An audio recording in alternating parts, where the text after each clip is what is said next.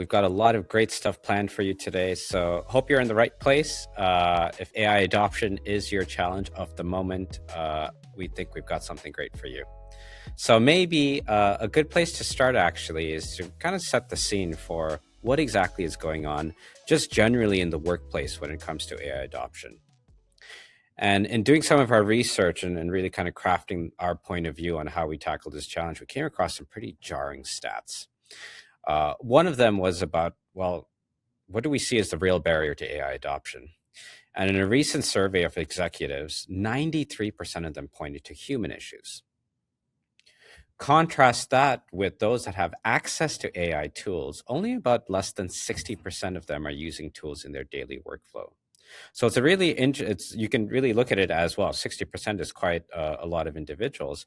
But when you think about how easy it is to move from access to adoption, that's still 40% of your employee population that's not using AI actively. This one really stood out for any of us who are learning practitioners. And that is those that look at their own AI upskilling strategies as largely very effective. It's only about 20% in their organizations. So there's a huge gap here about how effective anyone's AI upskilling strategy is in general. And then finally, I think this is just a key part that we'll be alluding to a little bit later, and that is about the mismatch in enthusiasm when it comes to AI. 76% of executives think their employees are excited about AI, when in fact only about 31% actually are. So just that mismatch in sort of what's going on in the room and how people feel about it, really part of a larger piece of key kind of jarring assets for us on what's actually going on.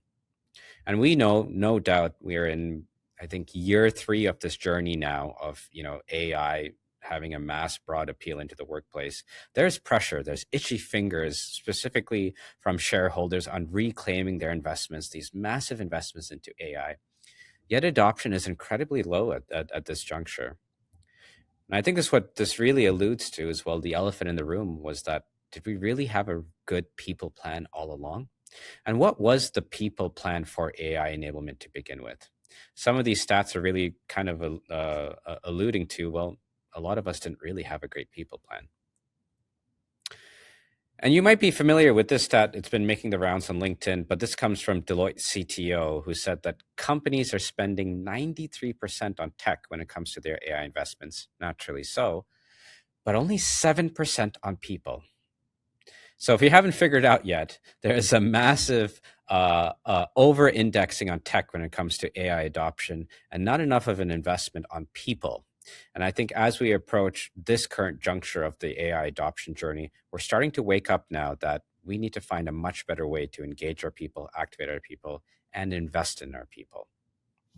So today's plan, well, we're going to talk through what a meaningful people investment looks like, so that when it comes your turn to make a case in your organization or to already see the pain points and say, how am I supposed to do anything about it? We can help you find a place for you to find the best people investment so that you can start tackling some of your AI adoption challenges. But just some quick intros before we begin. Hello, everyone. My name is Josh. I'm the Chief Creative and Learning Officer at Sponge Group. That's the best meal I've ever had in my life. It was a $10 bowl of ramen in Tokyo. I think about it almost every week, not going to lie. And I actually heard the rumor that the shop's been closed down, and I'm very bummed out about it. That's my favorite Beatles album. I've had the privilege of taking on many roles in my career that has led me to a unique position for what we have to offer today. And I thought it'd be good to talk about secret skills. I'm always interested in people's sneaky good skills. My sneaky good skill, I'm really good at 10-pin bowling. Not to brag, just putting it out there. I'm quite competitive at it as well, too. James? Hello, everyone. Lovely to meet you all. I'm James Gordon. I'm a learning experience consultant. For my sort of cheat meal was it would be chips at number 8, which is in Prestwich in Manchester. It's not the best meal I've ever had, but it's the one I definitely keep coming back to as as one I want to return to. Album of the moment is Lord Huron. So yeah, if you know, you know. But I also have had I have the privilege to have worked in a bunch of different roles, worked with some large organizations as a consultant, but also have that internal view as a manager as well. And actually, with the 10-pin bowling, I believe, anyway, I'm pretty good at it too. So I think I know what Josh and I will be doing when we next meet up on a team day in Bristol. But also, we both sort of bonded up our mutual love of Wingspan, which is a board game. So again, if you know, you know. If not, you should try it. But the main thing is that in the heart of it is that we're people. We're not AI experts. We're not experts in the technology, but we're people experts. We focus on being human centered and designing for people rather than the technology itself.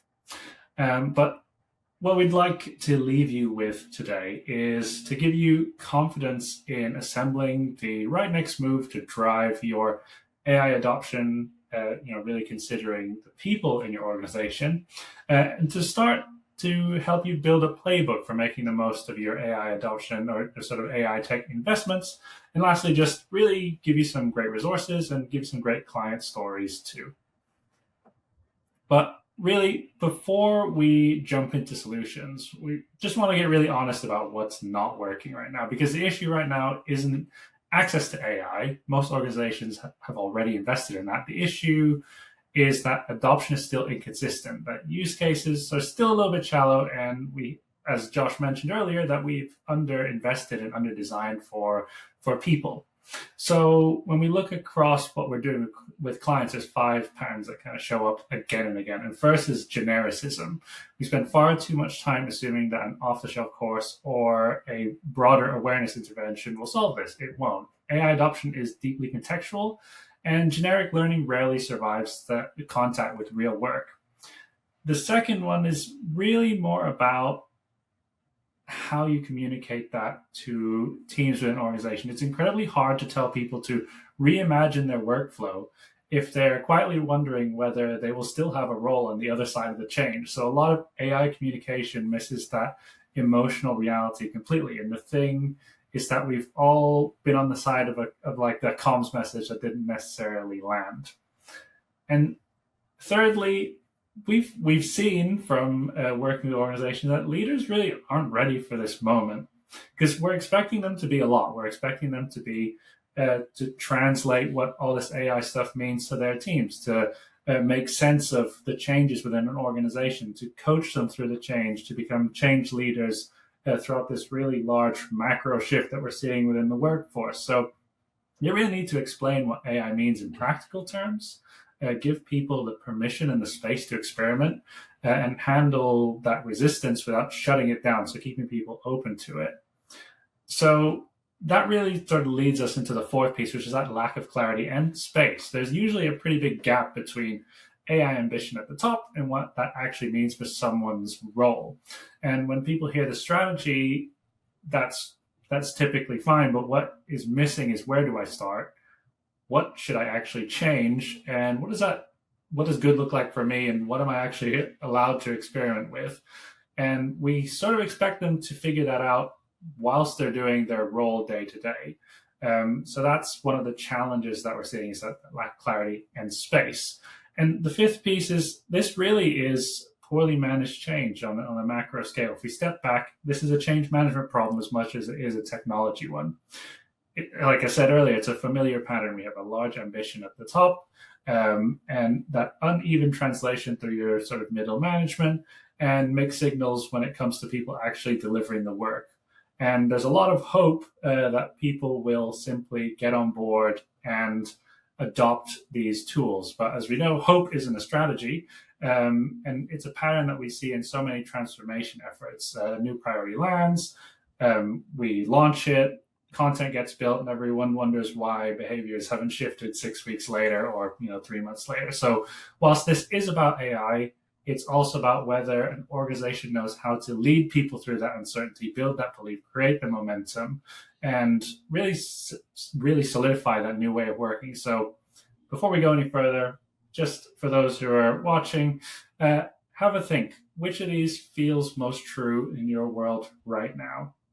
And the good thing is, we've seen this problem before, and you might recognize it with this sound. You've got mail. Yes, James. Allow us to take you back a little while And I'm going to use the next few minutes to really date myself because it's worthwhile for the story.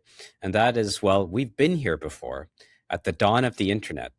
And if we use the parallel of what the dawn of the internet was to where we are today, can really help us contextualize how we handle this challenge now. So we want to walk you through three key pillars, success factors to help you think about AI adoption in the context of your organization. And we'll do it through a little bit of a storytelling through, well, this has happened before. At the turn of the century, this has happened before when the internet was still trying to pick up some more ground and more speed. We're trying to do the exact same thing with AI right now. So we'll talk about how this is not just a moment of adoption, but a moment of true human change. Talk about how this is going to be a new moment for L&D's playbook. And well, we need to find a way to reduce the overwhelm. And if any of those three images instantly relate to you and connect with you, well, we've got some good stories to share around that, because that way you can use this as your real anchor points as takeaways from. If you remember those three things, you'll know exactly how to handle your AI adoption challenge. So let's talk about change. So hands up if that sticker looks somewhat familiar to you. Now, I was just a child when Y2K came around, he told himself reassuringly, but I still remember that they used to sell computers in the electronics store that had this sticker on it. And what was Y2K? Well, I was trying to explain this to a younger colleague of mine who was absolutely baffled that this was an actual thing that happened. And yes, we thought that the world was going to end at the end of the year 1999. We thought all the computers were going to crash. We thought planes were literally going to crash. The economy was going to crash. Everything was going to crash because of Y2K. And of course, nothing happened. And this was all because of a little bug or glitch in the calendar in Windows. Like, it was really kind of that kind of crazy looking back on hindsight. But our reaction to it at the time as a society just goes to show you how difficult it is to take on really big change. Now, we didn't know much about computers back then. We didn't know much about the internet back then. And so the concept of, well, everything could just crash on this incredibly big technology was really scary. And it's a good reminder of just how hard change really is on a human level. And we can't underestimate the value, the amount of change that people are being faced and asked to lean into when it comes to AI. Now, I don't want to spend too much time talking about change and change management practices. We've got amazing resources to share with you at the end. But I do want to talk about how this is just a critical moment of change that we need to lean into. We put out a really significant body of work called Mobilizing Generation Numb a few months ago. And one of the key things that we wanted to outline was the workforce context of numbness. What we're seeing in the workforce right now at its most macro level is isolation, people in survival mode, low trust, constant overwhelm, change fatigue, and leadership in particular being quite numb. Now, if that's the macro lens, if you take something quite specific like AI adoption, what that ends up looking like is, well, if the workforce is suffering from isolation, AI is not helping our cause here, because working with AI is fundamentally an isolating exercise to begin with. If people are in survival mode, well, that relevance is really unclear when it comes to what should I be doing with AI. James was alluding earlier to this sort of dichotomy between corporate cons and the front force reality that's happening, and just the difference in comms for where we should be talking to individuals. And around the change fatigue component, this is the biggest change event probably of all our careers. And I don't think that feels like I'm overstating the moment, but we really don't know what we need to do in this particular moment. And so what is the remedy for all of these things? Well, this is where you really need to lean into a radical remedy. What the world is looking for right now, what the workforce is looking for right now, and as you're thinking about this from a change management lens when it comes to AI adoption, you need to be thinking about community in the face of isolation. Really strong clarity and context, which we'll talk about in a second when it comes to giving people more relevance. How do we combat the comms crisis when it comes to AI adoption? Well, just radical realness and authenticity. And the way that we combat overwhelm and change fatigue is we find ways to build momentum step by step, one by one. We'll talk about that a little bit more. And well, we said that there's a leadership crisis going on right now, and there's a numbness in leaders. Well, leaders are going to need a little bit of all of that right now. And if any of you who are listening and watching are a people leader or a functional leader, you know exactly what I'm talking about. And this is exactly probably what you need in this particular moment. So don't underestimate how much of a change management exercise this is. But this isn't sort of traditional change management. There is a numbness in the workforce that needs to be addressed, and we need a radical remedy for how we need to approach it. Think Y2K. Think about how this is a significant moment of human change, and you need to see the human factor of the change.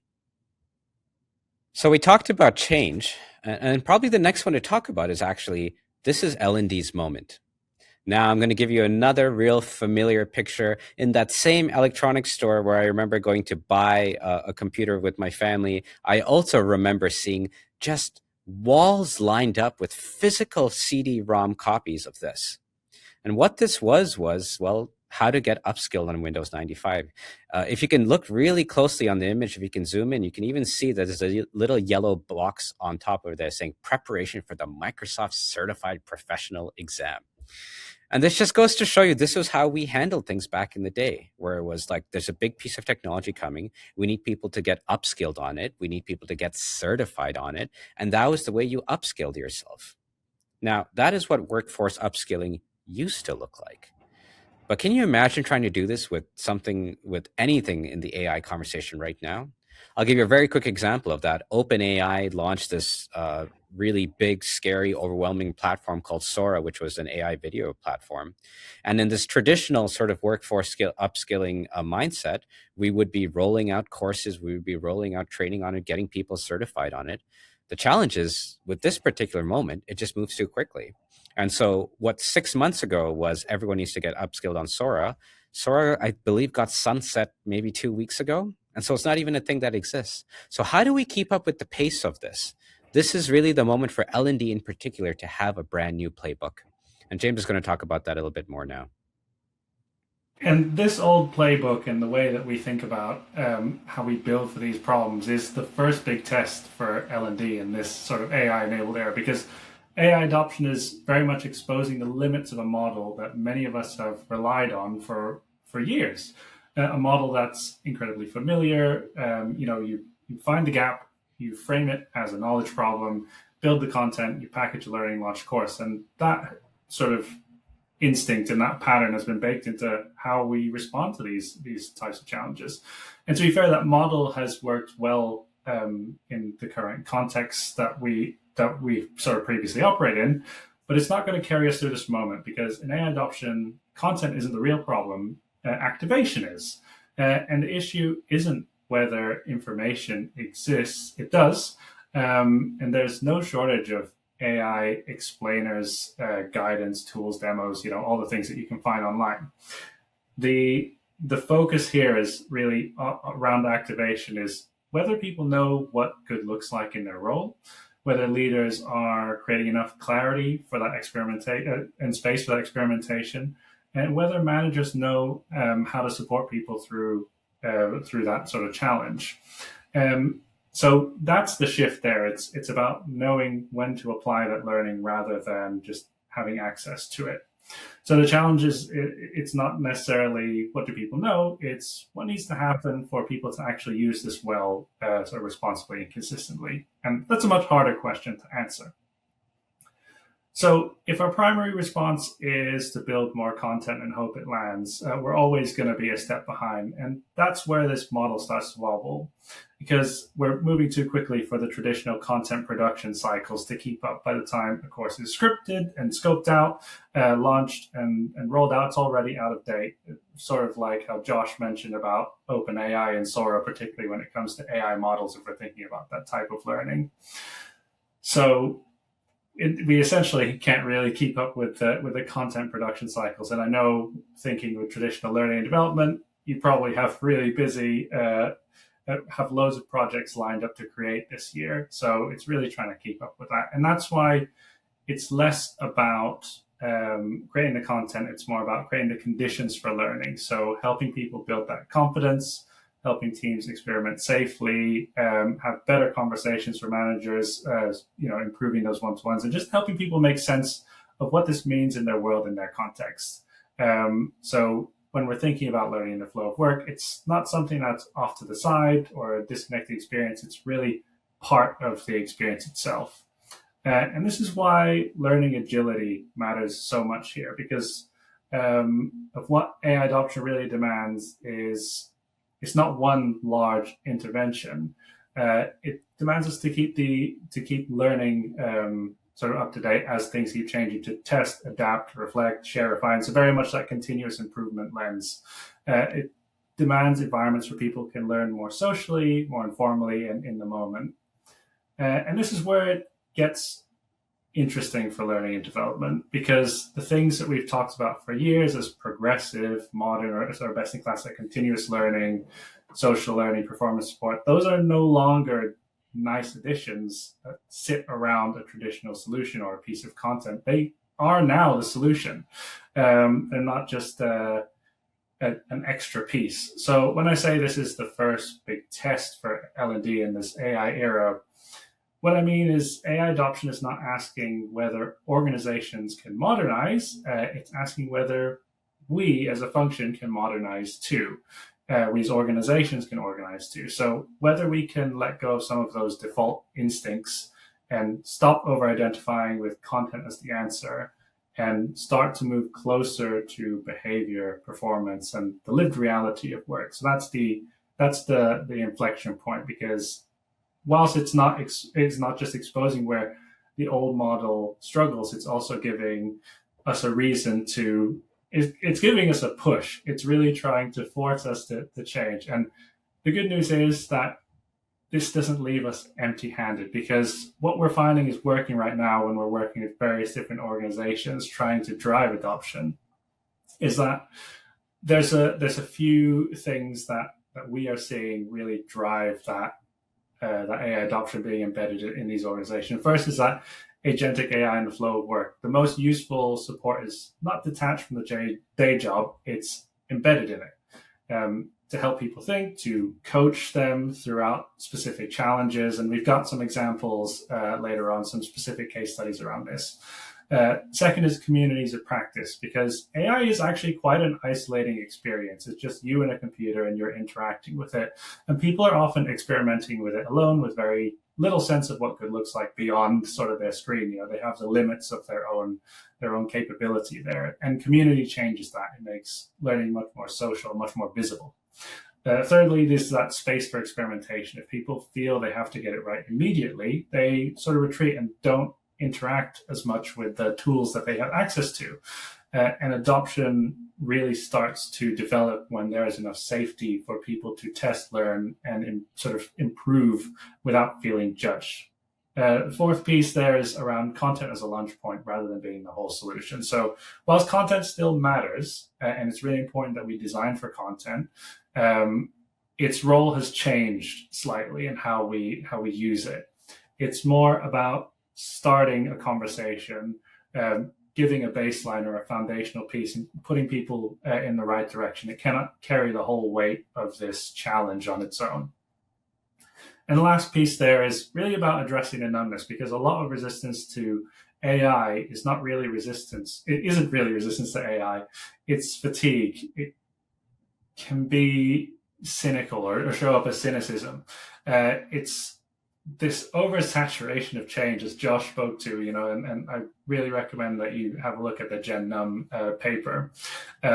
It's people being asked to absorb this extra transformation when they haven't sort of figured out where they stand on the last one.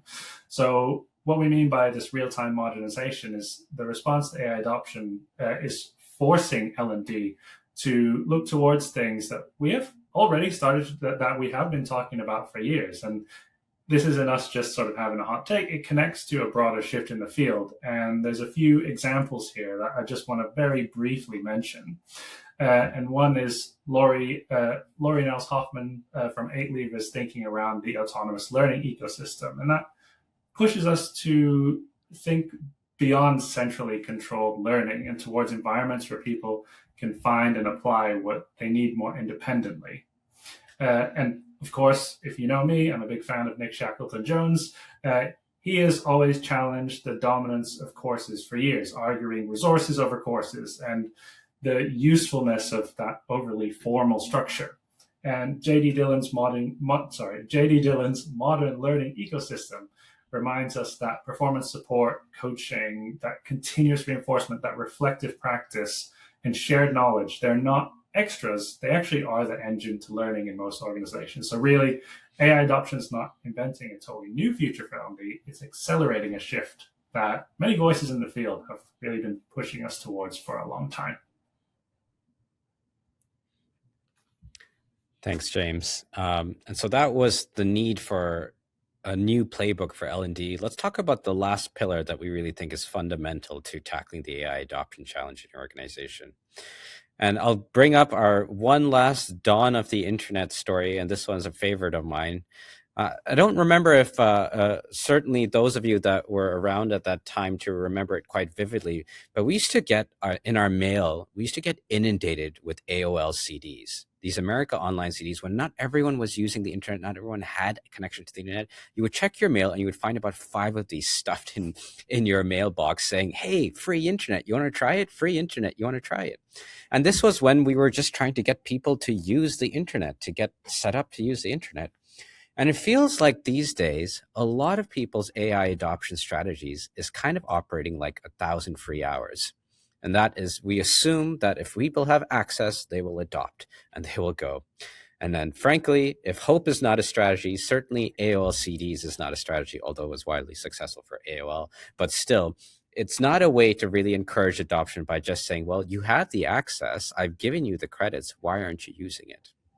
And this is part of the challenge of that makes it quite overwhelming to tackle in terms of how am I supposed to even tackle AI adoption and make it be worth your while? You need to find focus. It can't be 1,000 hours of free AI adoption. It needs to be much more focused. So then that way we can use the momentum to keep building more and more towards driving adoption in our organizations. So for us, when we're talking about specifically people-led AI adoption, and we know that AI adoption is a much bigger lens to look at, but if we're looking at, well, what does a people investment look like when it comes to AI adoption? We've got 4 lanes that we think are the best to play in. 1, raise the floor. So think about your entire audience, whether it's about giving them awareness or fluency. In parallel, raise the ceiling. Perhaps take your champions aside, those that are moving from not only access to adoption, but to value creation, and use that as a way to take it aside, create amazing wins, but in small places, and use that to help you build momentum. Simultaneously, you can also focus on the top of the house. How ready are your leaders, and what can you do to enable them? Because we all know that strategy falls on leadership's feet. And then while you're doing the top of the house, what about the front of the house?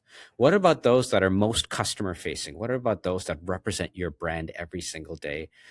Use that as an opportunity to contextualize what you want your AI strategy to be into the daily behaviors that they're looking for. So let's look at each of these lanes, or a few of these lanes, in a little bit more detail to give you a little bit more context and color on them. So the first is front of house clarity.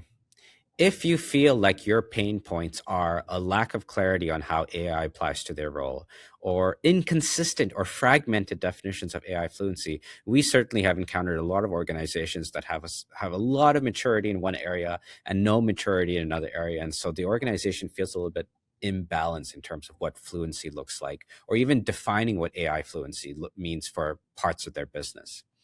Or they're just having difficulty connecting AI capabilities to their daily work. This is where the clarity piece really needs to come in. So what do those key activities look like? Well, it's translating your AI policies into desired behaviors. It's defining an AI competency framework, and James will talk about that a little bit more. Going through individual workflows by team and by role and helping them reimagine it. I can't tell you what an obnoxious statement it is to say when you've got sort of this dissonance in comms to say, hey, everybody, I need you to reimagine your workflow. That's a very big ask depending on where in the organization you are. So you got to help people get there. We're a huge fan of Atomic Habits, James Clear's approach to how we build better habits in life and in work. And so what are the sticky habits you need to uptick a little bit more AI adoption? There is value to be found in the habits of AI adoption as well, too. So we would call this entire lane here just contextualization. I'll pass it over to you, James, to talk about how we brought this to life for a particular customer. Yes. So this is a business-to-business sales as a service organization, and we focus specifically with their customer experience team. And what the challenge was for this particular team was it wasn't about teaching people about AI. It was much more of a commercial challenge than that.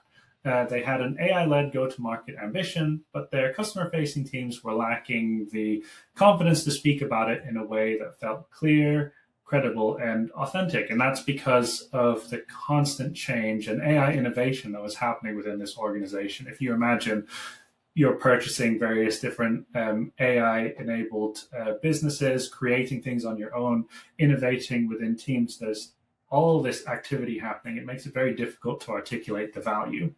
And for this customer experience team, one of the things that came out from our exploration with them was that facts are not enough to talk to a potential customer or client. And if they did not own the value story, the customer actually can feel that straight away. So really understanding and articulating that value to their potential clients. So the first thing that we did, and Josh alluded to this earlier, and we called it something different for this particular client, was to create a foundational AI capability map. And essentially what that is it's not just a list of skills, it's a structured way of defining what AI fluency actually means to this organization. So across these different customer facing roles, we interviewed and really dove in as to what they expect and what they understand in terms of AI fluency, but also what their expectations were for their capabilities, behaviors, and really dived into these various different confidence markers, so that when they were developing themselves, they had a clear pathway when it came to this AI development piece. And without that map, you're asking teams to become fluent in something that nobody's really defined. So once we had that foundation in place, we could start contextualizing it for actual roles and start to build the learning from that. And the next piece that we really dove into were the buyer personas. And this was building off some work that they had already done internally, essentially taking those existing customer personas and building them towards a more sort of AI adoption focused lens. So we had this open dialogue with them around the AI narrative, and really sort of dove in with the actual people using this learning, and created a space where teams could talk a bit more honestly about where they were confident, where they were struggling, and where the message might feel a little bit awkward or overly specific to a particular audience. So just to sort of build on that conversation, that experience, once we had those personas, we used Sana, which was the tool that they had internally as part of the experience, to create a more personalized coaching experience, to give participants a way to test their thinking, practice with different buyer types, and get a bit more immediate feedback in that environment. But one of the main things that we wanted to do was add small, tangible sort of side quests that we called them throughout the experience, where they could go away, test out behaviors, test out things that they were learning throughout this program. But just to really break it down in terms of tangible aspects, we created various learning modules, created these side quests, and we used Sana as a AI-enabled coach. And the last piece was a manager activation.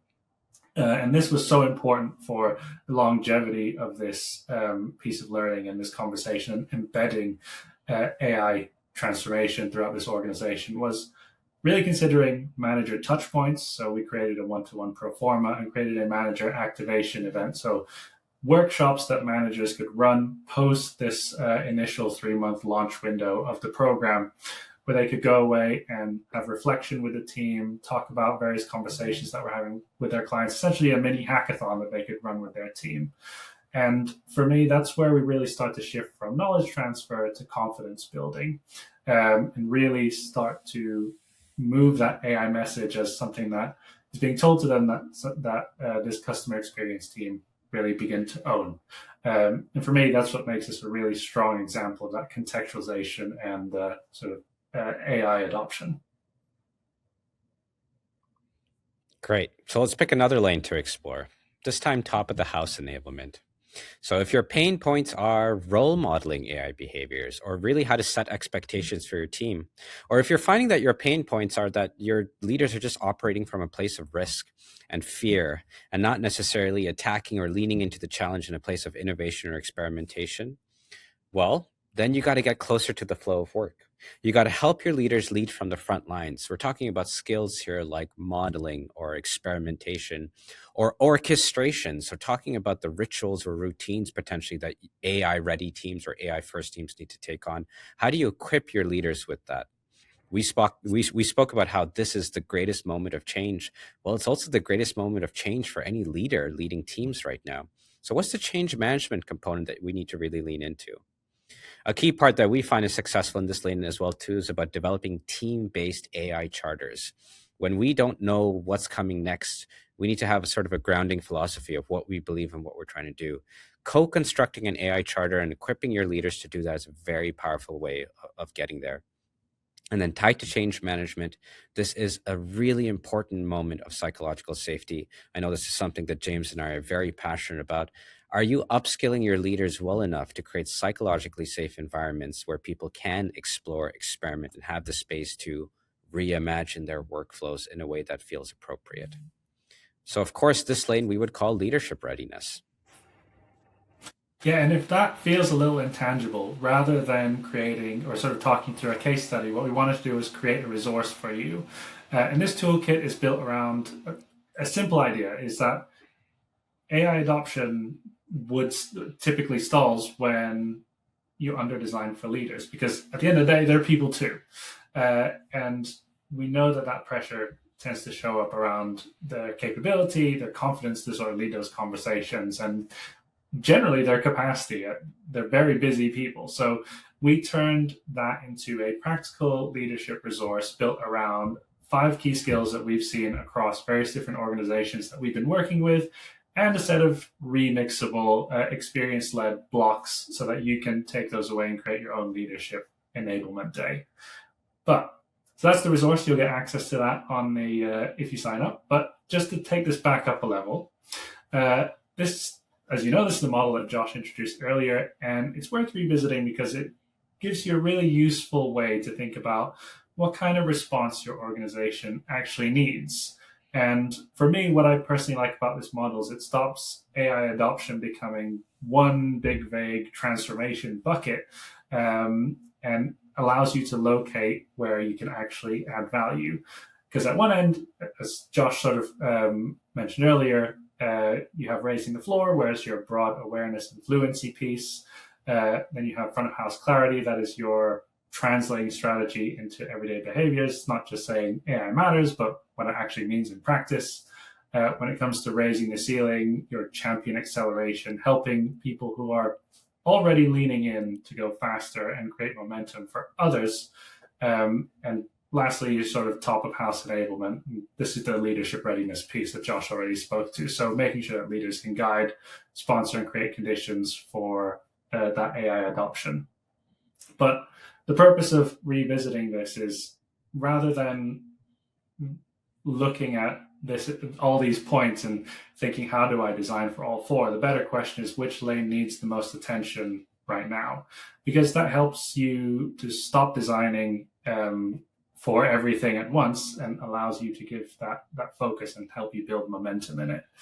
And as a final example, for a case study that straddles more than one of these, this is a professional services organization where the challenge straddled across 2 of the different lanes, where it was more about contextualization, but also about upskilling.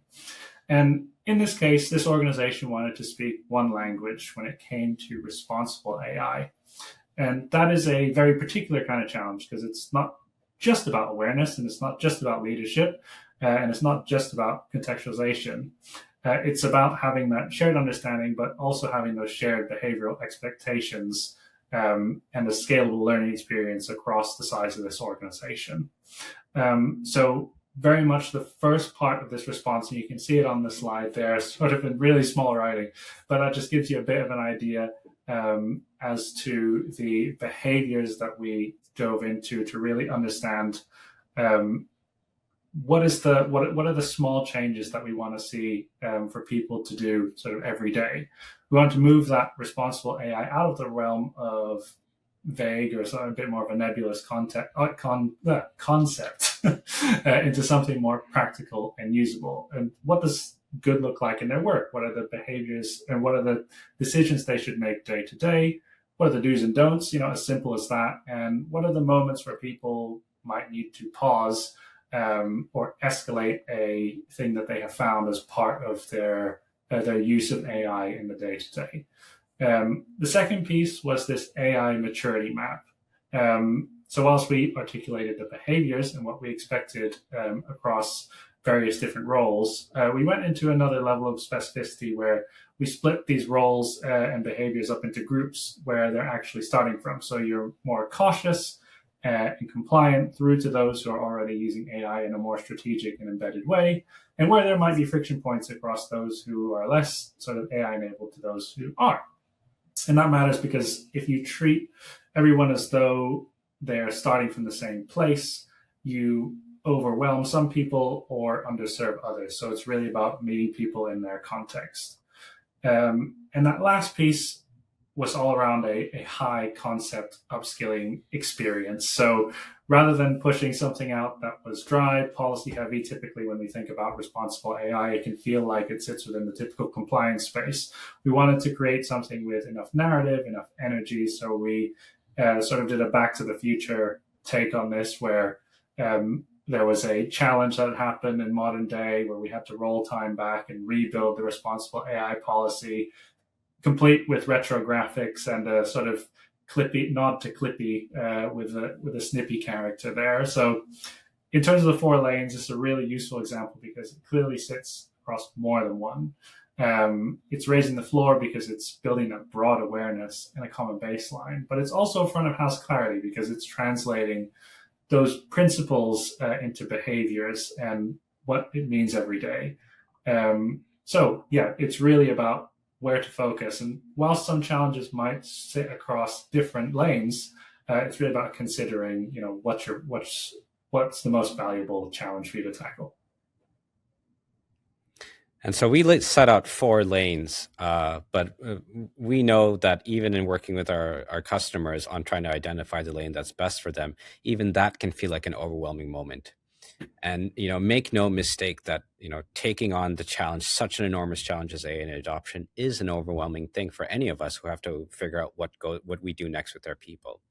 And so our advice to you is, if you're struggling to figure out what lane you need to play in, just gravitate towards the pain point that really stands out the most.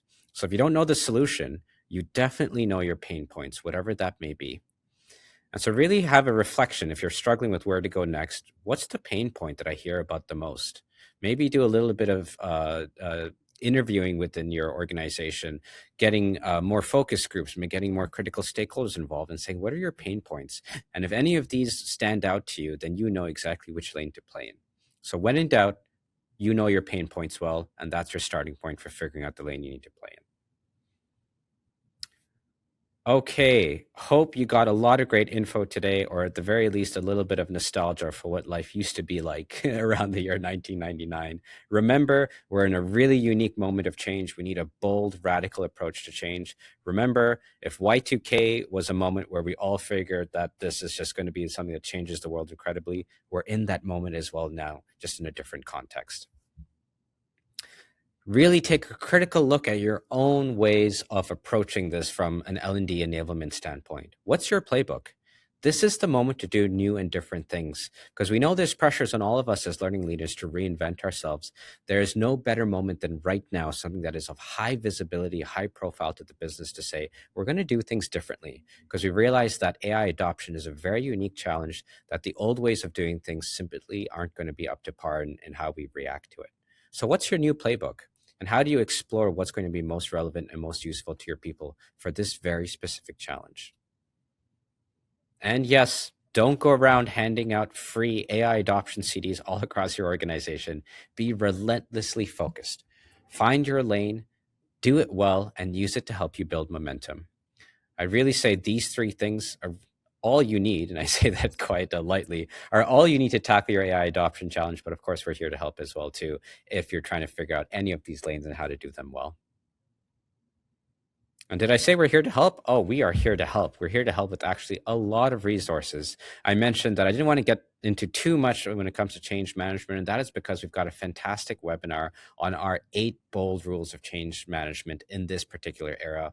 I spoke about numbness in the workforce. Highly encourage you to read this high-profile piece of thought leadership we put out called Mobilizing Generation Numb. Every time I talk about Generation Numb, I always just get nods from people, whether in a boardroom or on the seminar floor as well too. It's a real thing that we're all leaning into in this moment. What's your plan for Generation Numb? It's tied to the AI adoption challenge. And if you're looking for some more tactical resources, we also have an AI fluency map that you can download. And as James mentioned earlier, we've got a great resource for leaders. And if you're thinking about a half day or a full day workshop with your leaders, if you can spare the time, you can essentially choose your own adventure to assemble a workshop experience for them that can really help activate some of those key pieces when it comes to leadership pain points. And of course, if you liked the cut of our jib, as they used to say, feel free to connect with James and I on LinkedIn. It was an absolute pleasure sharing the time with you today, and hope this was valuable. Yes, Thank thank you, you. everyone.